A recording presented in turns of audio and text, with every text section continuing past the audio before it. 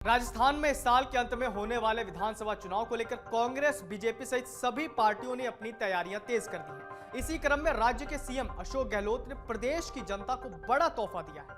दरअसल बीजेपी के तमाम विरोध के बीच राजस्थान विधानसभा में राइट टू हेल्थ यानी कि स्वास्थ्य के अधिकार के बिल को मंगलवार को पास हो गया। यह बिल अशोक गहलोत सरकार का महत्वाकांक्षी बिल है, जिसके तहत राज्य के किसी भी मरीज के पास पैसे नहीं होने पर उसके इलाज के लिए इनकार नहीं किया जा सकता।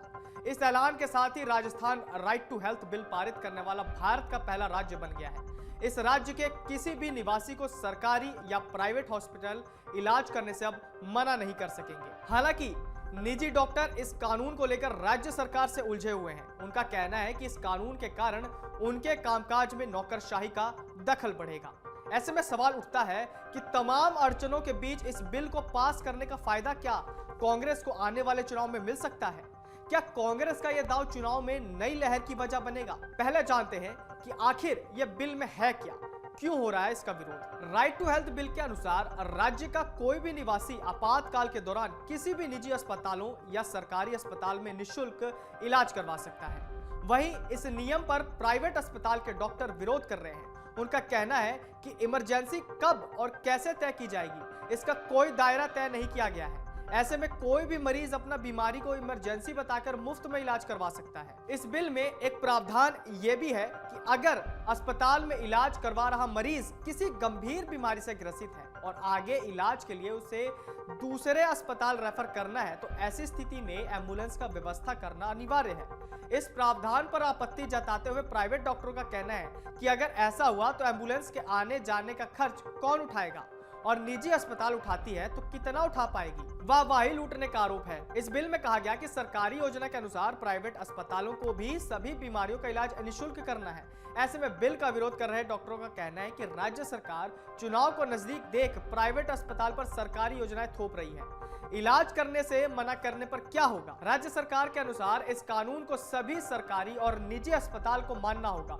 अगर राइट टू हेल्थ का उल्लंघन होता है और किसी भी अस्पताल में इलाज से मना किया जाता है तो उस अस्पताल को 10 से 25 हजार तक का जुर्माना देना पड़ सकता है। नियम के अनुसार पहली बार इलाज से मना करने पर जुर्माना 10,000 होगा, और अगर दूसरी बार इसी अस्पताल से मना किया जाता है तो 25,000 का जुर्माना लगाया जा सकता है। इस बिल की शिकायत सुनने के लिए जिला स्वास्थ्य प्राधिकरण और राज्य स्तर पर राज्य स्वास्थ्य प्राधिकरण बनेगा।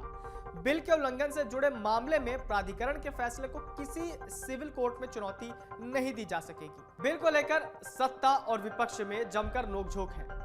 किस तरह से, आइए समझते हैं। इस बिल पर मुहर लगाने से पहले सदन में इसे लेकर सत्ता और विपक्ष जमकर बहस हुई।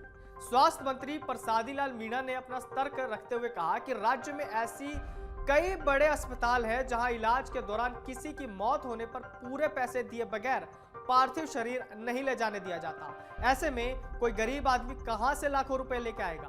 जबकि बीजेपी इस बिल को लाने के विरोध में थी। गहलोत सरकार के बनने के बाद से इस राज्य में पिछले 4 साल में कई वजहों के चलते 9 उपचुनाव हुए हैं। इनमें कांग्रेस को 66% सफलता मिली है, जिसका मतलब है कि 9 उपचुनावों में से 6 उपचुनावों के परिणाम को देखें तो कांग्रेस का पलड़ा भारी रहा है।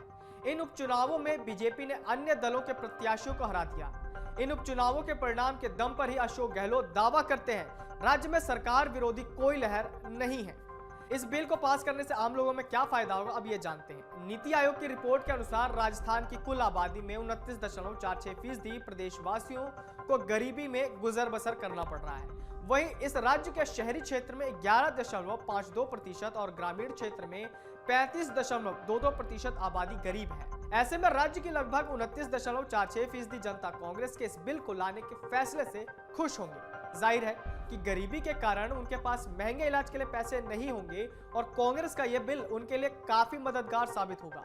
ऐसे में यह आबादी कांग्रेस को विधानसभा चुनाव में चुन सकती है। रिपोर्ट के अनुसार देश में सबसे ज्यादा गरीबी में बिहार में यानी 51.91%, झारखंड में 42.16% और तीसरे स्थान पर यूपी है, जहां कुल आबादी के 37.79% लोग गरीबी में जी रहे हैं। वहीं राजस्थान को 8वां स्थान प्राप्त है। राजस्थान में शहरी क्षेत्र में 11.52% और ग्रामीण क्षेत्र में 35.22% आबादी गरीब है।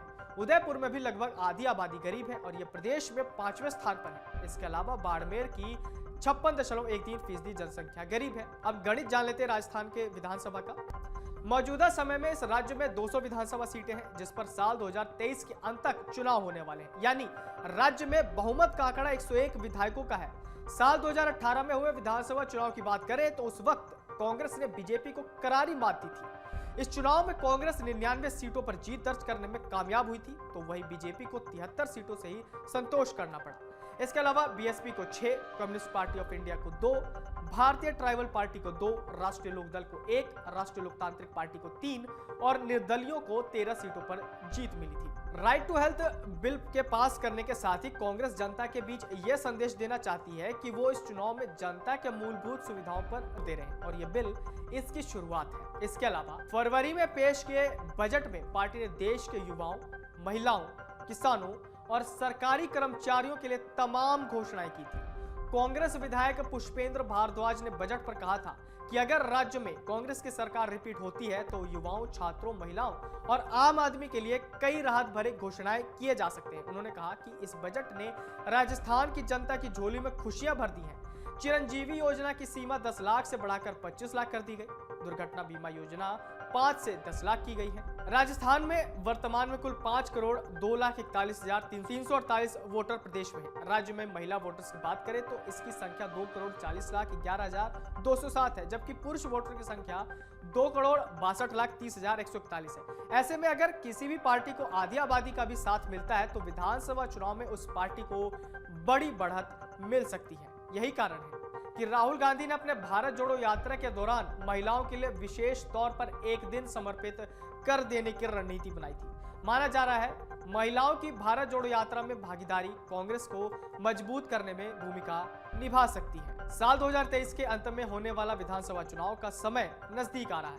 इसके साथ ही राजस्थान में राजनीतिक पार्टियों के साथ साथ कई संगठन भी सक्रिय होने लगे हैं। सभी पार्टियों के नेता भी अपने समाज के कार्यक्रमों में पहुंचकर उनसे जुड़ने और आम पार्टी के लिए वोट अपील करने का कोई मौका नहीं छोड़ रहे हैं।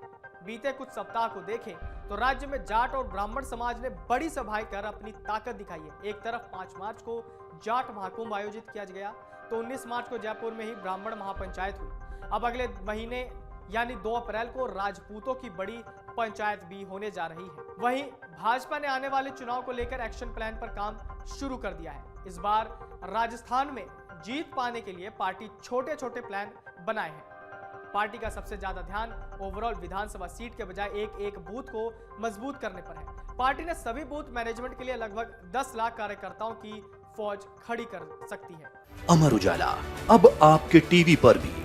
अपने स्मार्ट टीवी पर YouTube पर सर्च करें अमर उजाला, चैनल सब्सक्राइब करें और देखें ताजा खबरें, वो भी HD क्वालिटी में।